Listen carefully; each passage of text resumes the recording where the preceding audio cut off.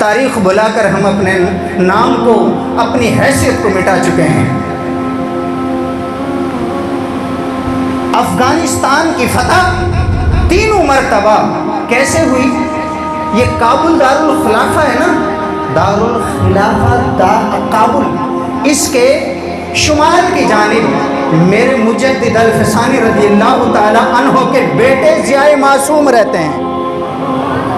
ان کی اولاد میں سے لوگ وہاں کے نگران، وہاں کے جاروب کشی کرنے والے، مزار مقدس پہ رہنے والے، وہاں دعائیں کرنے والے، کلام ربانی پڑھنے والے، ان کی سوز و گداز کو طالبان نے جب سمجھا، سنا، وہ قافلے کی صورت میں وہاں پہنچے اور عرض کی حضور پہلے جس طرح، میرے جملوں کی طرف توجہ، حضور پہلے جس طرح سابقہ ادوار میں بڑی بڑی سپر پاوروں کو شکست آپ کے خاندان نے دی تھی، دعا کر دیں ہماری فوج میں اپنے نمائندوں کو، اپنے خاندان کے لوگوں کو شامل کر دیں، تاکہ ان کی برکت سے جیسے سلطان محمود غزنوی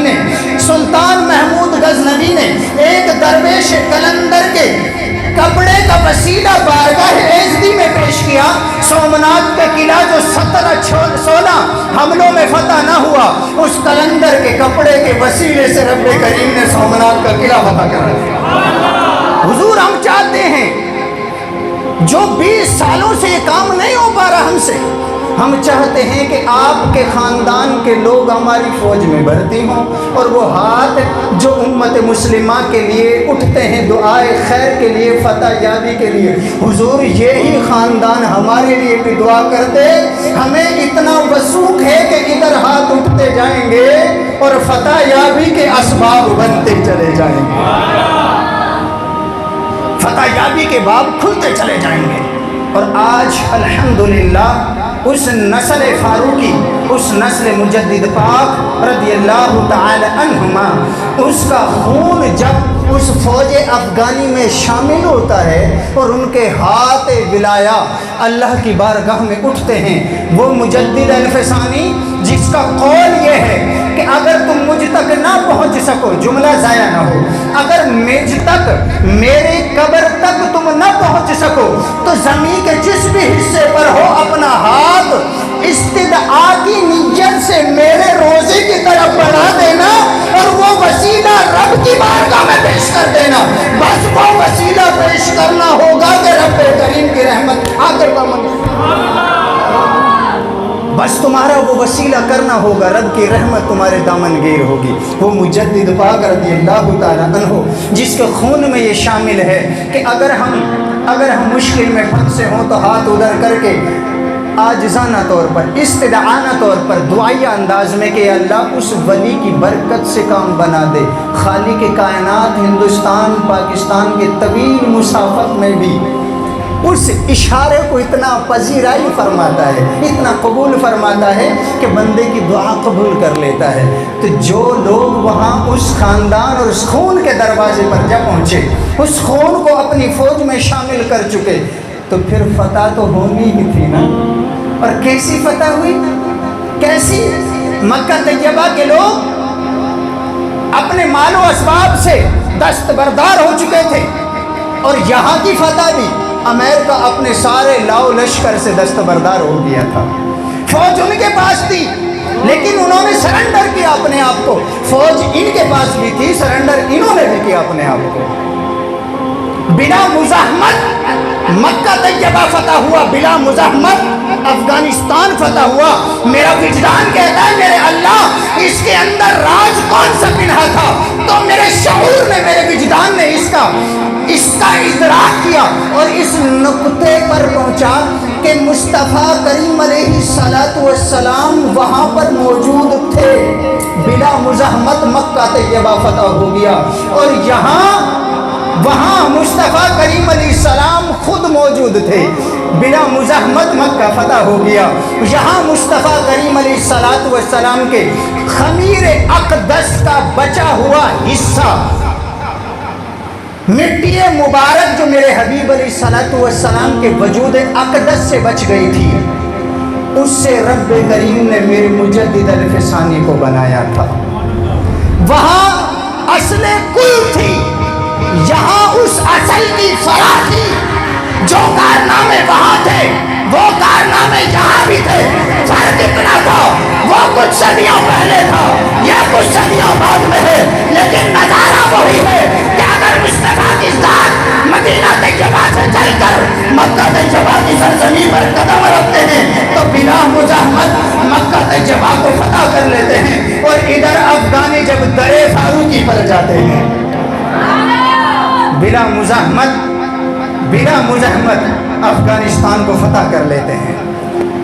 تو عزیز جان من، اس خاندان کا یہ کرم اور مہربانی ہے کہ آج افغانستان تیرے اور میرے پیر، تیرے اور میرے سلسلہ نقشبندیہ کے شہنشاہ کے خون کی برکت سے حاصل ہوا۔ اور الحمدللہ یہ کانفرنس اسی لیے قبلہ صاحبزادہ صاحب نے رکھی کہ جس طرح جسموں کو تازگی ملتی ہے اسی طرح روحوں کو بھی تازگی کا سامان مہیا کیا جائے۔ بڑے بڑے عظیم ترین نامور خطبہ تشریف لائے، ہم بھی خوش اچینی کرنے کے لیے بٹھا دیے گئے، ان کی مہربانی۔ لیکن بتانا یہ چاہتا ہوں کہ فتح یابیاں آج بھی، میں جب یہ اقتباسات پڑھ رہا تھا تو روح کے اندر وجدان وجد آ رہا تھا، طائرانہ کیف عجیب سی لرزش آ رہی تھی کہ فرمایا کہ رب کریم نے مجھ سے وعدہ کیا کہ عیسیٰ علیہ السلام بھی آئیں گے تو میرے سلسلے سے آگے کام چلائیں گے، امام مہدی آئیں گے تو وہ بھی میرے سلسلے سے کام آگے چلائیں گے۔ یہ کوئی معمولی بات نہیں، جن کا سلسلہ صدیق اکبر سے شروع ہوتا ہے، نبوت کے بعد افضل الخلق سے جب کام شروع ہوتا ہے تو نبوت پر جا کر اس کام کی انتہا عیسیٰ علیہ السلام فرما رہے ہیں۔ کتنی عظیم فضیلتوں سے ہم سرفراز کر دیے گئے۔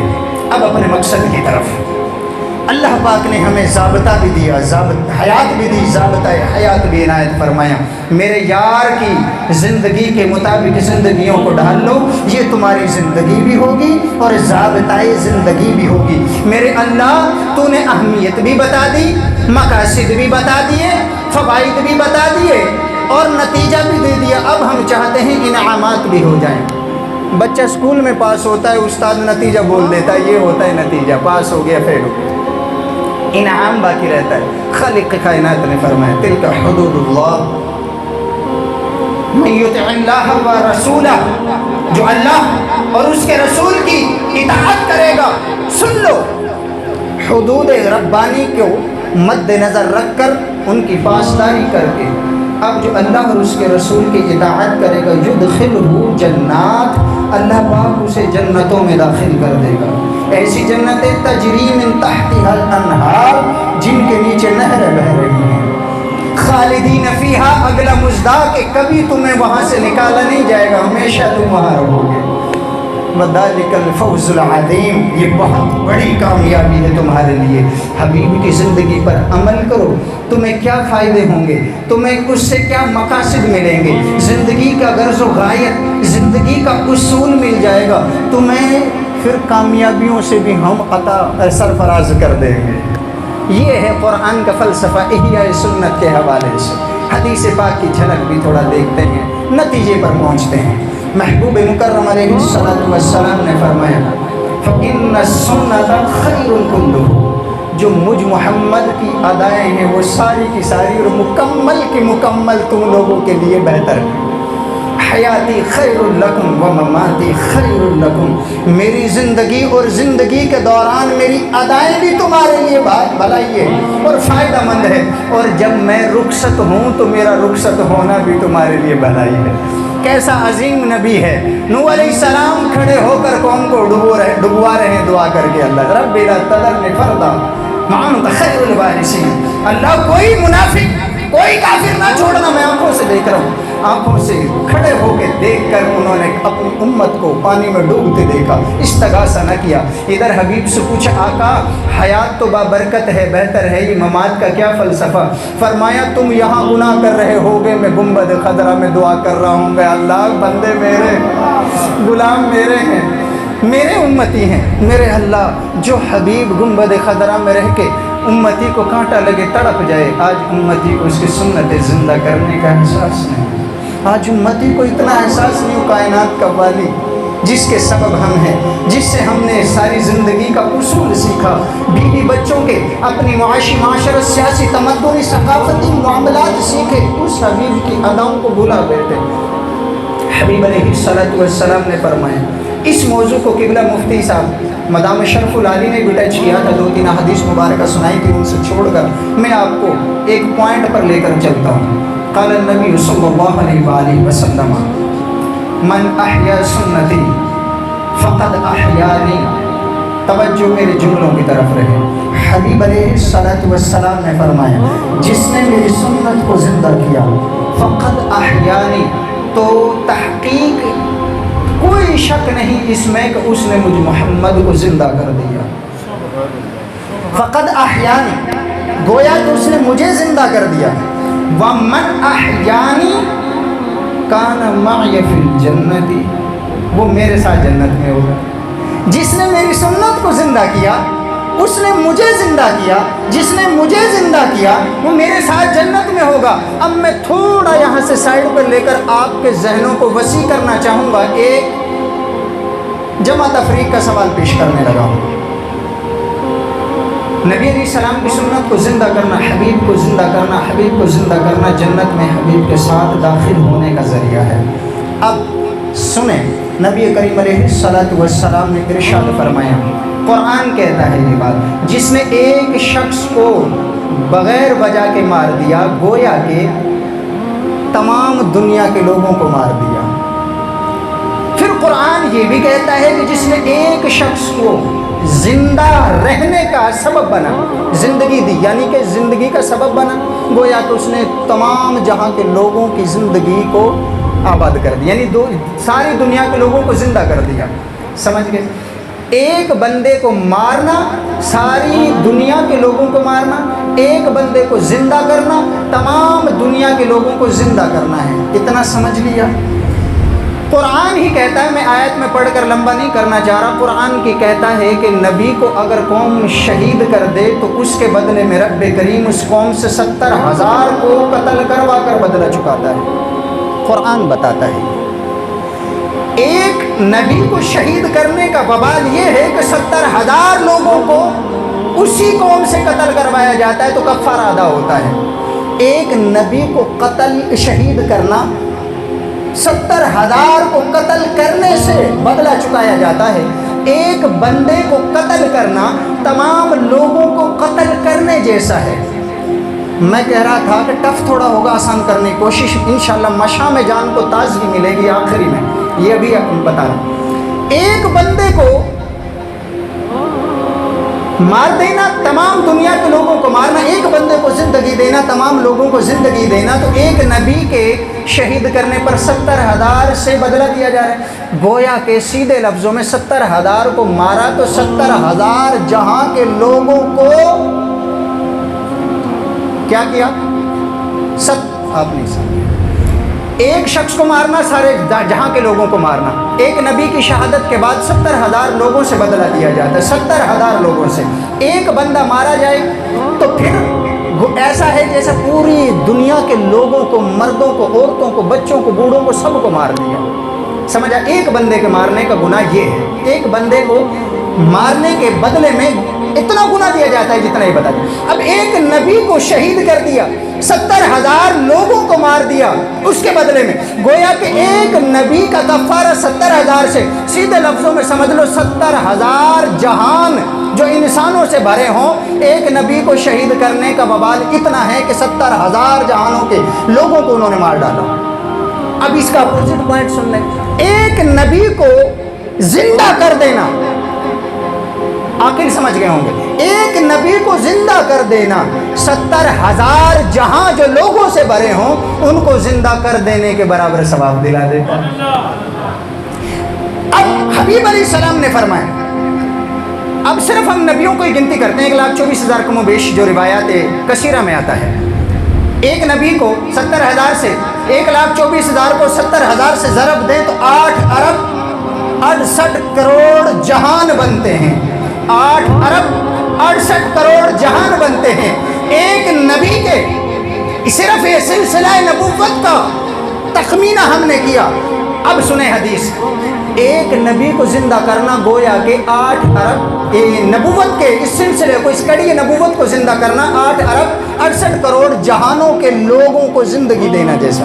अब हबीब अलैहिस्सलाम की हदीस मिशकात शरीफ में चलें। हबीब अलैहिस्सलाम ने फरमाया, मैं सोया हुआ था, 2 फरिश्ते मेरे पास आए। एक ने मुझे उठाया, पलड़े में रखा, और एक इंसान को दूसरे पलड़े में रखा, तोला तो मेरा तरफ वाला पलड़ा जिसमें मैं था वो झुक गया। फरिश्ते ने कहा 10 अफराद बनाओ। 10 बंदों को दूसरे पलड़े में रखा, दूसरे पलड़े, एक पलड़े में मैं, तो जो मेरा पलड़ा था वो झुक गया, 10 अफराद वाला पलड़ा उठ गया, यानी कि जो उठ गया उसका वज़न कम। फिर दूसरे फरिश्ते ने कहा उस साथी से कि 100 अफराद को तोलो, फिर भी नबी अलैहिस्सलाम का वज़न बढ़ गया। फिर 1000 को रखा तो फिर भी हबीब अलैहिस्सलाम वाला पलड़ा झुक गया। हबीब ने फरमाया, वो फरिश्ता कहने लगा कि खुदा की गैरत की कसम, सारी कायनात भी अगर तुम रख दो, उस कायनात में लोग भी हैं, फरिश्ते भी, जिन्नात भी हैं, परिंदे भी हैं, दरिंदे भी हैं, ज़मीन की मखलूक, फ़िज़ा की मखलूक, आसमानों की मखलूक, बाद अज़ खुदा कुल मखलूक है, वो सारी मखलूक एक पलड़े में रखो, मुस्तफ़ा कायनात अलैहिस्सलाम को दूसरे पलड़े में रखोगे तब भी मोहम्मद अरबी का पलड़ा झुक जाएगा। समझ आ गई? अब बात को ख़त्म कर रहा हूँ, यहाँ जवाब जो देने लगा हूँ। हबीब अलैहिस्सलाम का वज़न पूरी कायनात की हर चीज़ से ज़्यादा, यानी हबीब की फजीलत और अज़मत सबसे ज़्यादा। सिर्फ सिलसिला नबूवत का तखमीना करें, 8 अरब 68 करोड़ जहानों के लोगों को जिंदगी देना, एक नबूवत के सिलसिले को जिंदगी देने जैसा। अब हबीब अलैहिस्सलाम ने फरमाया, मेरे मुकाबले में कुल खलकत को रखें तो कुल खलकत मेरे वज़न से हल्की और मेरा वज़न पूरी खलकत से 12 हो गया। अब हबीब का वज़न 12 हो गया तो कितने जहां बने। हबीब को जिंदा करने पर हबीब ने फरमाया, जिसने मेरी सुन्नत को जिंदा किया उसने मुझे जिंदा किया, जिसने मुझे जिंदा किया उसने इतने जहानों के लोगों को जिंदा किया। अब अंदाजा आप लगा लें, एक बंदे को जिंदा करना 300 शहीदों का सवाब। और शहीद वो है जब घोड़े पर बैठकर शहादत के लिए बॉर्डर पर जाता है, उसके घोड़े की नालें से उड़ती खाक अगर मुझे जैसे गुनाहगार पे पड़ जाए, रिवायत में आता है कि अगर गुनाहगार पर शहीद के घोड़े की खाक पड़ जाए तो इसका खुदा की कसम बख्श दिया जाता है।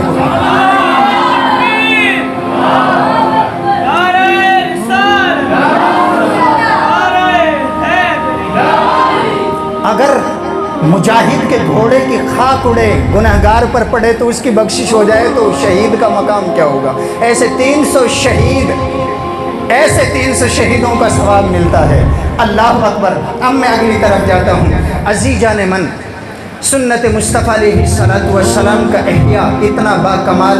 हबीब अलैहिस्सलातु वस्सलाम ने इरशाद फरमाया, मन अहब्ब सुन्नती फ़क़द अहब्बनी, जिसने मेरी सुन्नत से मोहब्बत की उसने मुझ मोहम्मद से मोहब्बत की, और जिसने मुझसे मोहब्बत की कान मअय फ़िल जन्नती, मैं उसको अपने साथ जन्नत में रखूँगा। अब आते हैं हदीस के सिलसिले से हमें पता चला हबीब की अदाएँ कितनी बाकमाल, कितनी अहम हैं। कुरान से भी पता चला हबीब अलैहिस्सलाम की अदाएँ कितनी बाकमाल हैं। अब इनका मुखालिफ सिमत सुनते हैं। काला नबी अलैहिस्सलाम, हबीब अलैहिस्सलाम ने फरमाया, पूरी हदीस नहीं जिक्र, पॉइंट भी जिक्र कर रहा हूँ। मन रग़िबा अन सुन्नती फलैसा मिन्नी, जो मेरी सुन्नत से मोड़ गया, जिसने मेरी सुन्नत को तर्क कर दिया वो हम में से नहीं होगा। मेरे सिलसिले से नहीं, मेरे दर्जे वालों में से नहीं, मेरे साथ जन्नत में नहीं, मुझ पर बारिश रहमत की जो होती है उस घरों में नहीं होगा वो शख्स। क्यों? इसलिए कि उसने मेरी सुन्नत से आवाज़ कर लिया। जो हबीब की सुन्नतों को थाम लेते हैं, हबीब की सुन्नतों को दामन से लगा लेते हैं, उनके दर्जात अब ज़बान मुजद्दिद पाक से समाप्त कर लें। जो मौज़ूए सुखन था, अहमियत पता चल गई हबीब की सुन्नत के, कुरान से, हदीस पाक से। अब हबीब अलैहिस्सलातु वस्सलाम की इस गुलाम अक़दस की ज़बान से समाप्त करें।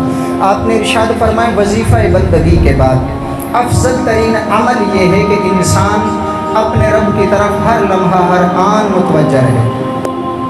मकतूबात के अंदर आपने इरशाद फरमाया, और आपने फरमाया اللہ کی طرف متوجہ ہونا افضل ترین عمل ہے، افضل ترین ذمہ داری، اور یہ ذمہ داری اسی وقت ادا ہو سکتی ہے کہ جب انسان نبی مکرم علیہ السلام کی سنتوں کو زندہ کر کے رکھے گا۔ حبیب کی سنتوں کے زندہ کرنے سے عظیم ترین عبادت کی ادائیگی کا ثواب ملتا ہے۔ آپ آگے ارشاد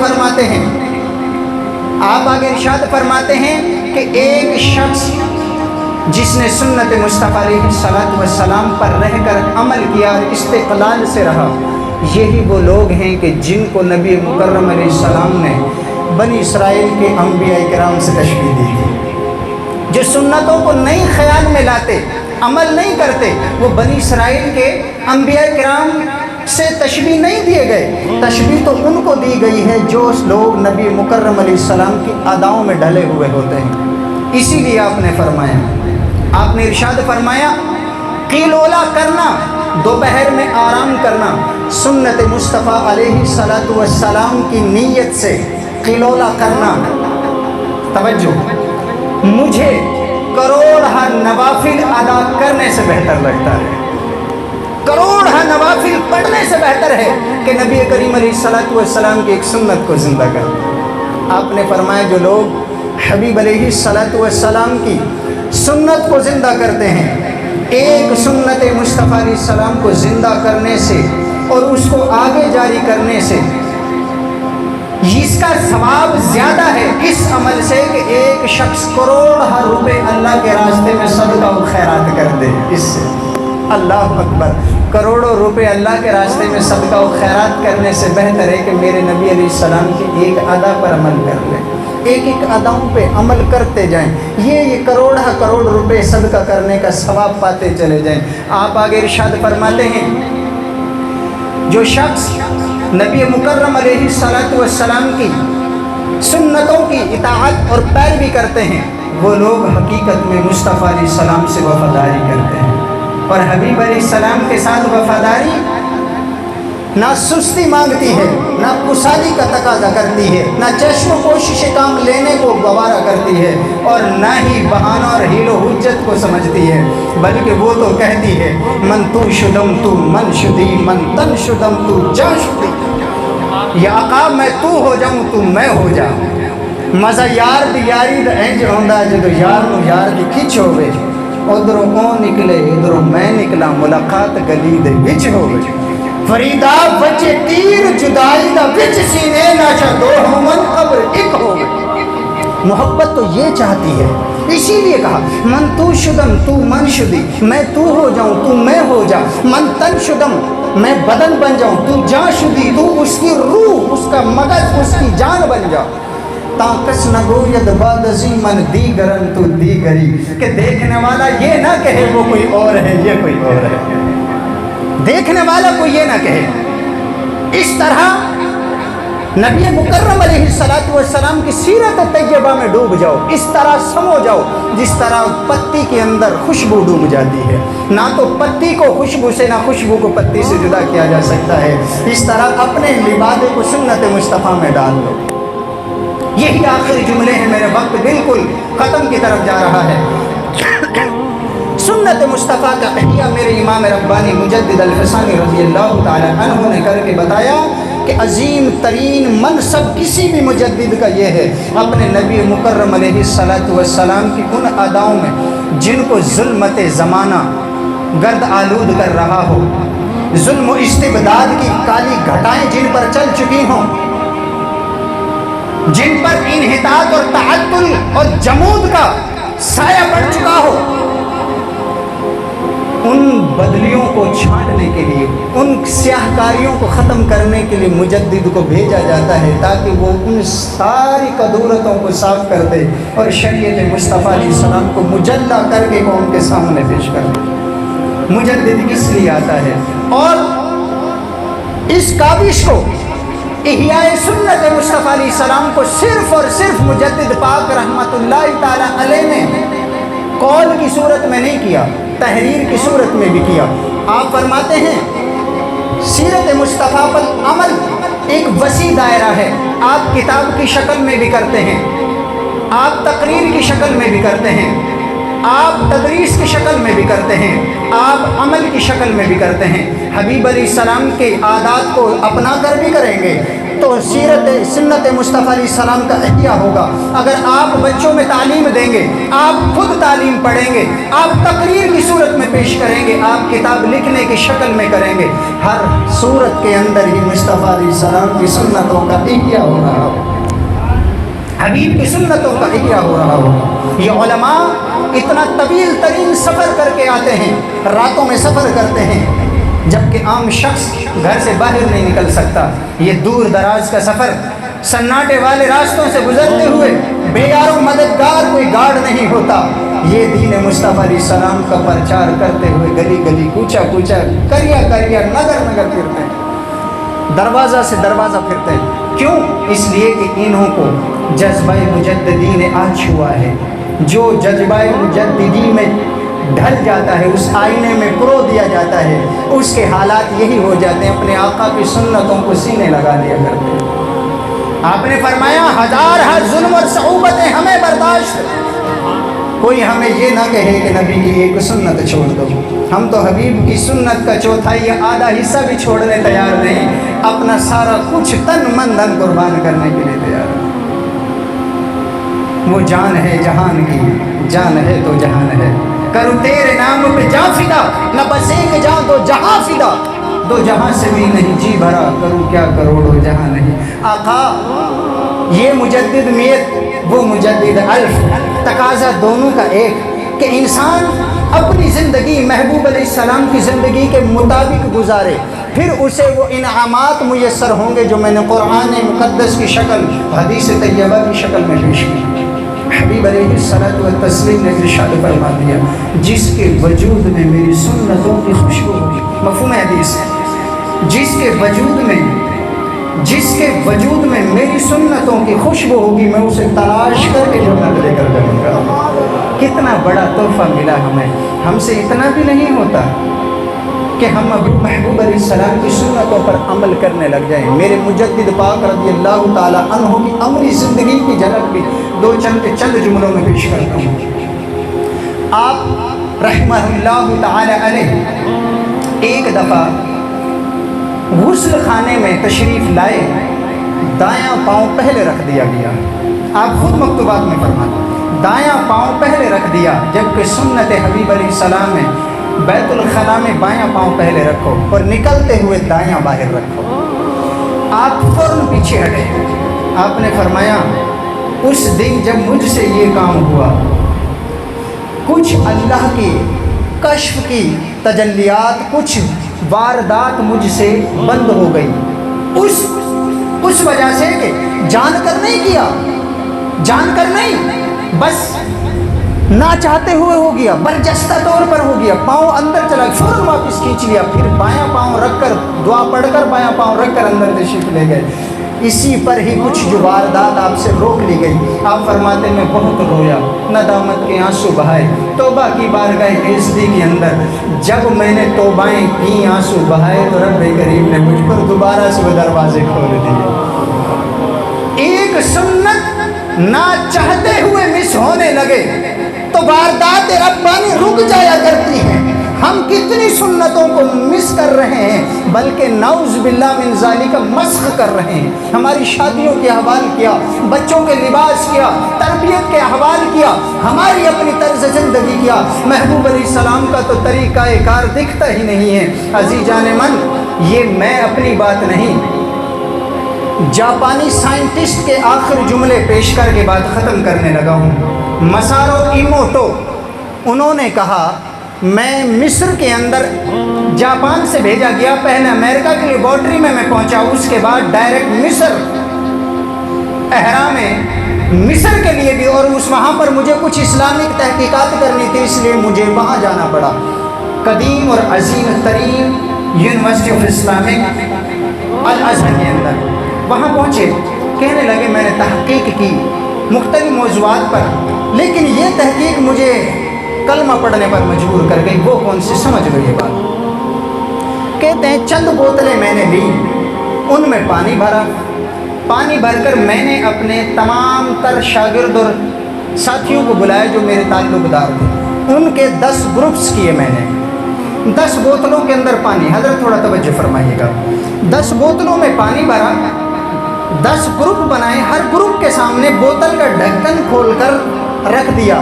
ایک کی ذمہ داری لگائی جو مسلمانوں کا گروپ تھا کہ تم نے قرآن پاک پڑھنا ہے یہاں پر. دوسرے گروپ کی باری لگائی کہ تم نے صرف خاموش بیٹھے رہنا ہے. تیسرے کی باری لگائی کہ تم نے اپنی زبان میں مسخرے پنے کا اعمال ادا کرنے ہیں. چوتھے پہ ڈانس کرنا, 5ویں پر گالیاں دینا, اسی طرح مختلف انداز اپنائے. وہ تحقیق کرنا چاہ رہا تھا زبان سے نکلی ہوئی باتیں اور وجود سے کیے ہوئے اعمال کا ہماری گرد و نواح کی چیزوں پر کتنا اثر پڑتا ہے. اب یہ جملہ میرا رد نہ جائے اور یہ میری مثال بیکار نہ چلی جائے. پوری گفتگو کا نچوڑ یہاں ہے.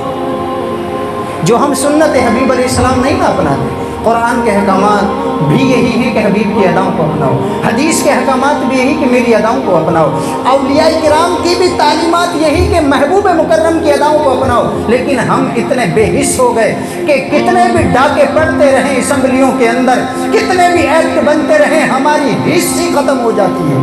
ہم باہر نہیں نکلتے, ایک ہی صرف لبیک والے نکل آتے ہیں, بقیہ کو پتہ نہیں کیا ہو جاتا ہے. ہم سب کلکم راعٍ وکلکم مسئول عن, ہر شخص ذمہ دار ہے, ہر شخص سے اس کی ذمہ داری کا سوال کیا جانا ہے.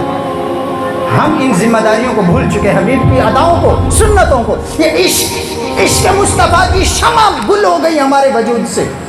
اس فکر کو پیدا کرو. میں آخری جملوں میں یہی ڈالنے لگا ہوں. مسارو ایموٹو نے جب یہ تحقیق کی, 2 گھنٹے تک یہی کام ان بوتلوں پر کروایا.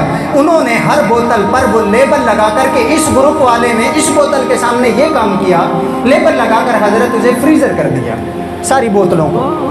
جب فریزر کر دیا تو ٹھیک 3 گھنٹے بعد, 3 گھنٹوں کے بعد ان بوتلوں کو نکالا اور اس نے تحقیق کی اور یہ جانچا کہ ان پہ جو پانی کی بوتلیں رکھی تھیں ان کے احوال اور ان کے اعمال اور اقوال سے کیا تبدیلیاں رونما ہوئیں. تو سن لو, وہ قرآن جس کو صرف ہم لائبریری یا صرف الماری یا صرف قرآن دان کی زینت بنائے رکھتے ہیں, صدہ افسوس ہے. وہ معزز تھے زمانے میں مسلمان ہو کر, ہم خوار ہوئے تاریخ قرآن ہو کر. آج اگر ہم دامن قرآن سے وابستہ ہو جائیں, سنت مصطفیٰ علیہ السلام کو ایسا پکڑ لیں جیسا حبیب نے فرمایا, من تمسک بسنتی عند فساد الامت. حبیب علیہ السلام نے فرمایا فعلیکم بسنتی وسنت الخلفاء الراشدین المہدیین وتمسکوا بها وعدوا علیہ بالنواجذ. حبیب علیہ السلام نے فرمایا تم پر لازم اور واجب ہے میری سنت اختیار کرنا, میرے صحابہ کی سنت اختیار کرنا. کیوں, کیسے؟ ایسے نہیں ہاتھ سے پکڑ لیا چھوڑ دیا, کبھی بھی پکڑا ہاتھ سے چھوڑ دیا نہیں. فرمایا نواجذ, جو آخری طاقتور ترین داڑیں ہوتی ہیں ان سے جیسے چیز مضبوط پکڑی جاتی ہے اس طرح پکڑ کر رکھو. وہ غذا جو وہاں پہنچتی ہے جزء